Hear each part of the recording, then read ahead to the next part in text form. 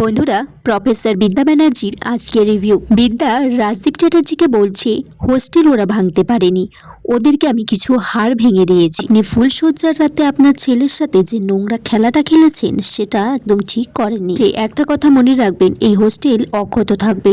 রাজদীপ চ্যাটার্জি বলছে তুমি কতদিন এইভাবে পাহারা দেবে। বিদ্যা বলছে যতদিন আমার এই চাকরিটা আছে, যতদিন আমার হাতে বিদ্যা বুদ্ধি আছে। বিদ্যা বলছে যে আপনি এই গোটা প্রজন্মকে শেষ করে দিয়েছেন, শ্রাবণের মতো ছেলেকে নষ্ট করে দিয়েছেন। এই কলেজে আপনি রাজনীতি চালিয়েছেন। আপনার সাথে না কতগুলো কথা যায়, সেটা হলো আপনি একটা ধান্দাবাজ, জালি, 2 নম্বরই মানুষ। তখন রাজদীপ চ্যাটার্জি বলছে যে বিদ্যা মনে রাখবে যে তুমি যে কলেজে চাকরি করছো সেই কলেজের মাথায় বসে আছি আমি প্রফেসর বলে তাচ্ছিল্য করবেন না। এই গোটা কলকাতার প্রত্যেকটা কলেজের প্রফেসররা ক্ষোভে আছে, আর আপনি যদি এই কলেজের হোস্টেলের একটা ইটও ভাঙেন না, তাহলে আমি নিজে গিয়ে আপনার বাড়ি ভেঙে দিয়ে আসবো। আমার 3টে ব্যাচ মিলিয়ে আমি মোট 80 জনকে বায়োলজি পড়াই, আর সেখানে যদি প্রত্যেক জনের হাতে একটা করে লাঠি ধরিয়ে দিই, তাহলে আপনার বাড়িকে ভাঙিয়ে দেওয়া যাবে।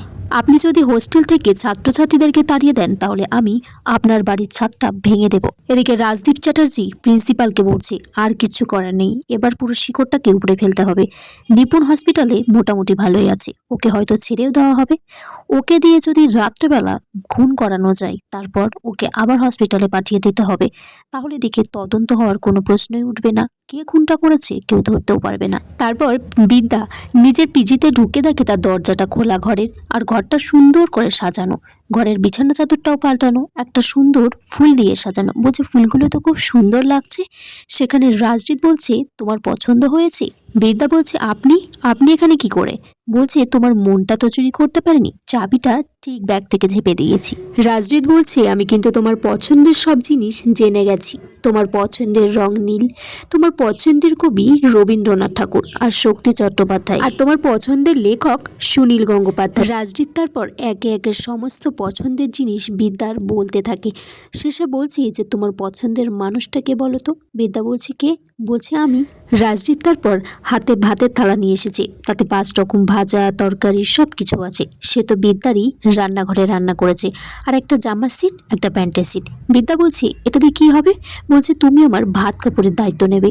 এমনিতেও তো কিছুদিন পর বাবা আমাকে তার বিজনেস থেকে তাড়িয়ে দেবে, তখন তো আমি বেকারই হয়ে যাব। আমি তোমার এখানেই থাকবো, তোমার কাজকর্ম করে দেব, তোমার রান্নাঘরে রান্না করে দেব, ঘর গুছিয়ে দেব। বিদ্যা এই কথাগুলো শুনে খুব হাসে। তখন রাজদীপ বলছে যে তোমার হাসিটা কিন্তু খুব সুন্দর, আর তোমার এই হাসি দেখে বোঝা যাচ্ছে তোমার মধ্যে একটা চিরন্তন নারী আছে যে ভালোবাসতে জানে। রাজদীপ তারপর বিদ্যাকে খাইয়ে দিতে যাই, বলছি উল্টো তুমি আমার ভাত কাপড়ের দায়িত্ব নিয়েছো, তুমি না খেলে তো আমি খেতে পারি না। বিদ্যা তারপর খেতে চাইছে না, তারপর বিদ্যার হাতটা ধরে বিদ্যা তারপর রাজদীপের হাতটা সরিয়ে দেয়। বলছি যে তোমার ভাত কাপড়ের দায়িত্ব আমি নিতে পারি, কিন্তু তোমার ভালোবাসা নয়। বিদ্যা সেখান থেকে চলে যায়। রাজদীপ বলছে তুমি যতই আমার থেকে দূরে সরে যাও, আমি তোমায় ছাড়ছি না। একবার যখন এই ঘরে ঢুকে পড়েছি, তোমার গোত্র আর পদবি আমি পাল্টে দেবই। এদিকে ত্রিধা চ্যাটার্জি রাজদীপ চ্যাটার্জিকে বলছে তুমি নিশ্চয়ই সুখবরটা পেয়ে গেছো, বিদ্যার আর রাজদীপের ফুলশয্যাটা হয়নি। দেখা যায় সেই পুলিশ পঙ্কজ, উনি রাজদীপ চ্যাটার্জিকে ফোন করে বলছে যে থানায় আসতে। রাজদীপ চ্যাটার্জি তো যেতে চাইছে না, বলছে না আসলে বাড়ির সামনে থেকে অ্যারেস্ট করব। রাজদীপ চ্যাটার্জি বিদ্যাকে বলছে যে তোমাকে এই চাকরি থেকে আর কলেজ থেকে বার করে দেব, কিন্তু বিদ্যা বলছে যে কলেজ থেকে আমাকে বার করে দিলেও এই যুদ্ধটা কিন্তু জারি থাকবে। এখানেই আজকের পর্ব শেষ হয়ে যায় বন্ধুরা। তোমরা কমেন্টস করে জানিও আজকের পর্বটা কেমন লেগেছে।